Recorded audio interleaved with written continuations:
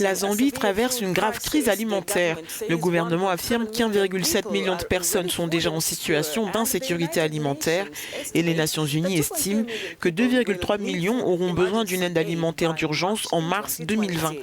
Une période de sécheresse plus longue et des inondations dans les provinces du nord et de l'est du pays ont été mises en cause pour les mauvaises récoltes. La corruption dans le programme gouvernemental censé distribuer des intrants aux agriculteurs a également fait que beaucoup d'entre eux ont manqué les premières pluies.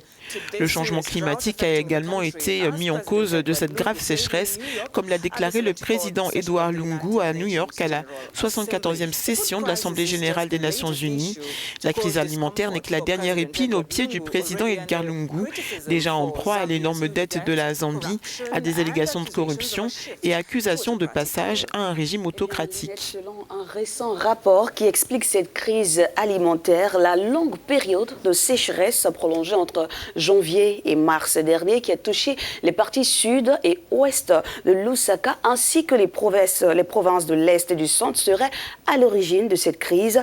Et dans la plupart des districts, de nombreux ménages étaient confrontés à une deuxième saison consécutive de sécheresse et disposaient de stocks limités de céréales qui se sont épuisés au cours des 3 premiers mois suivant la récolte d'avril à juin dernier, ce qui, bien évidemment, a déclenché cette pénurie alimentaire généralisée qui devrait bien se prolonger jusqu'à la prochaine saison, à savoir avril 2020. Linette.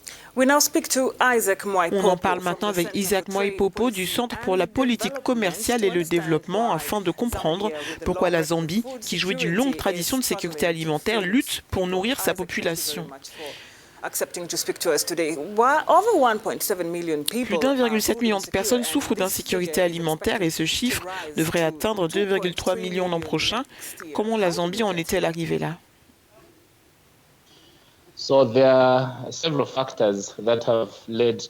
Plusieurs facteurs sont à l'origine des défis auxquels le pays est actuellement confronté en matière de sécurité alimentaire. L'un des principaux facteurs qui a contribué à cela est lié à l'afflux d'intrants que le pays a reçu au cours de la campagne agricole 2018, mais aussi aux défis auxquels nous avons dû faire face pour assurer et distribuer en temps voulu les intrants nécessaires à nos petits agriculteurs pour produire suffisamment de nourriture.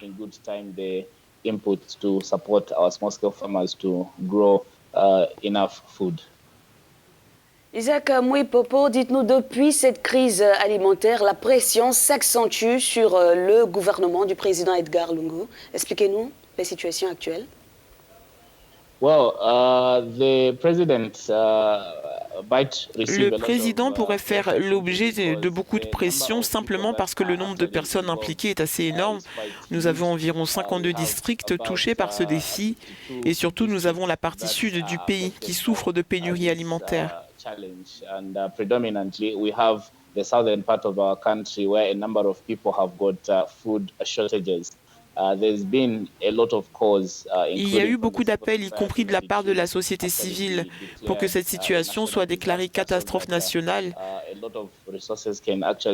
afin que beaucoup de ressources puissent être mobilisées pour y faire face. Pour ce qui est de la réaction des gouvernements, ils ont été assez lents à répondre à ce défi qui s'est présenté et un certain nombre de parties prenantes ont en fait indiqué qu'ils devraient intensifier leurs efforts pour fournir des secours dans les zones touchées.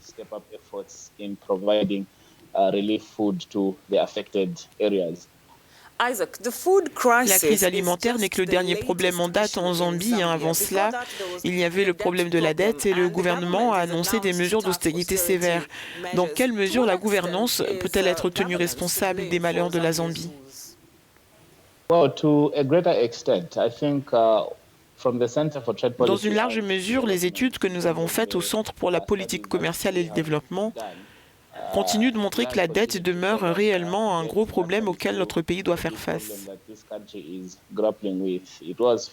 Cela a été confirmé plus récemment lorsque le président a officiellement ouvert le Parlement et indiqué que sur le budget national total de 2019, en termes de dépenses, environ 50,1% étaient consacrés au remboursement des émoluments et 40% de notre budget national 2019 était consacré au service de la dette.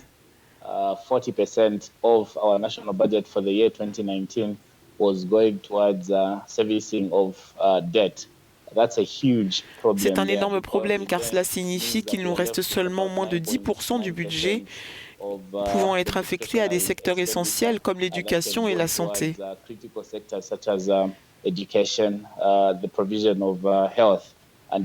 Et si vous regardez la population de ce pays, vous ne pouvez pas survivre en utilisant seulement 9,9% pour les secteurs sociaux critiques.